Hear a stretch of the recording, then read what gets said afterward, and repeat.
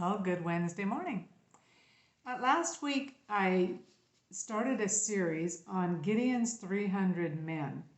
And you can find that on YouTube. It was too large to put it on Facebook. So if you want to go back and find that, you would find it by searching Peggy Richardson, Gideon's 300 men, and you can find that post. So I'm continuing on with the characteristics of Gideon's 300 men and why God chose 300 out of 32,000. And you can find that in Judges chapter 7. So as I've been studying, I feel like God has shown me 16 characteristics in the 300 men. And the first one I want to talk about today is I saw that they were men with purpose.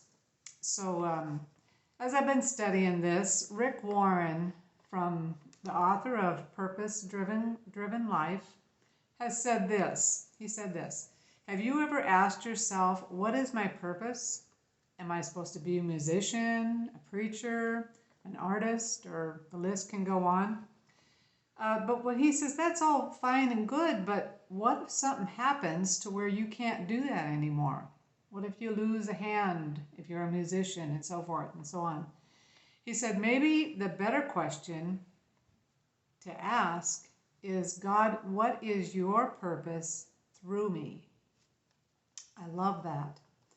This actually happened to me and my husband Jerry. We were in ministry for 10 years, not steady, but because I was still working too, but but for 10 years we were evangelists, and we would fill in where the pastor was going to be gone, and we would actually go to different states and so forth sometimes. And churches were actually starting to call us, and I was the preacher, and but Jerry supported me 100% in this ministry, but they would actually start calling me, and I had to turn them down because I couldn't put together a sermon to save my life.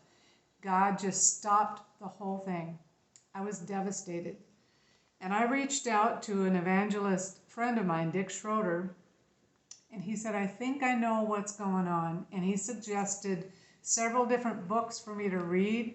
One of them was Release of the Spirit. And that book changed my life. And God began to do a deeper work in my heart. And Rick Warren said this. He said, God is far more interested in your character than he is in your career. And here's a little side note. If you are still in the workforce and you're having problems, if you look at it from this perspective, that you are in God's boot camp preparing you for the real war, I can save you a lot of stress. Just ask God, what are you doing in my life? And he'll show you. So God is always working, preparing us for the next step. Okay, in studying the subject of purpose, I accidentally came across 1 Chronicles chapter 12. And this is all about how God he handpicked men for David's army to bring about a God-given promise that David would become king of Israel instead of Saul. I can't possibly tell you all that I found in this chapter in my little 10 minutes or so. But I want to encourage you to study it out for yourself. I studied it in the New Living Translation, and then I Googled commentary on 1 Chronicles chapter 12, and this is what popped up. This is for you to study. Enduring Word Bible Commentary, 1 Chronicles chapter 12. And I feel like I've been panning for gold for years, and I have found it. That's what I found in this chapter. It is life-changing. So I'm going to quickly tell you what I see in these men that God designated by name, by the way, to come and make David king. 1 Chronicles chapter 12, verse 2 says, all of these men were expert archers, and they could shoot arrows or sling stones with their left hand as well as their right. Then in verse 8, they were brave and experienced warriors.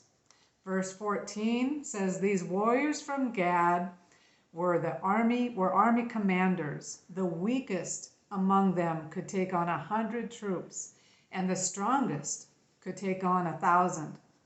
Then verses 16 through 18, when the men came from Benjamin and Judah, David said to them, look, if you have come in peace to help me, then we are friends. But if you have come to betray me to my enemies when I am innocent, then may God, the God of our ancestors, see that and punish you. Then the Spirit of the Lord came upon one of them and said, we are yours, David. We are on your side.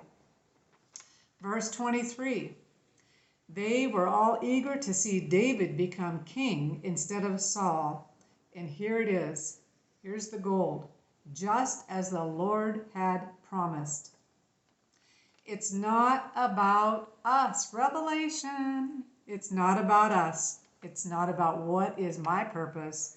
It's all about God and his purposes.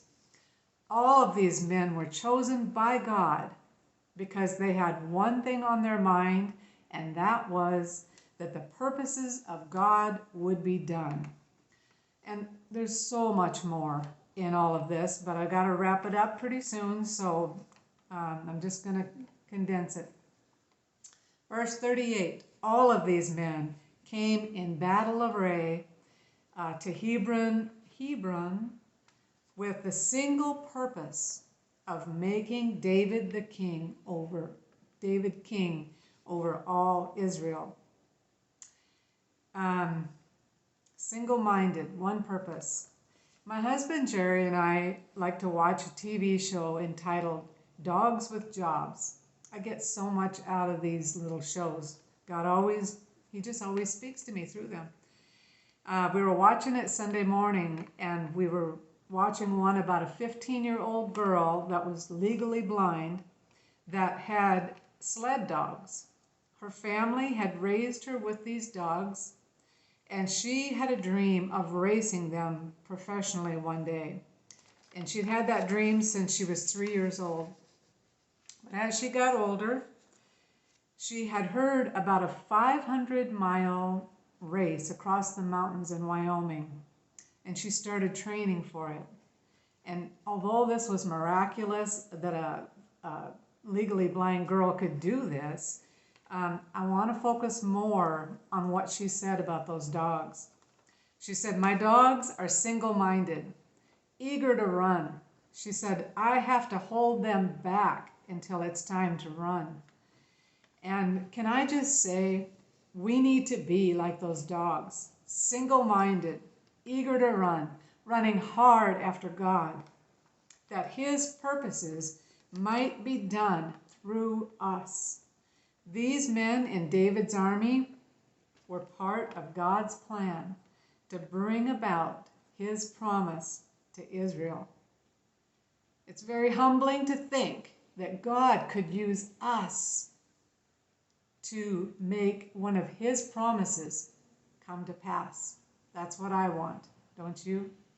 So, I will see you next Wednesday, and study the Word. Study out the things that I told you. You will see that there is gold in that chapter. 1 Chronicles, chapter 12.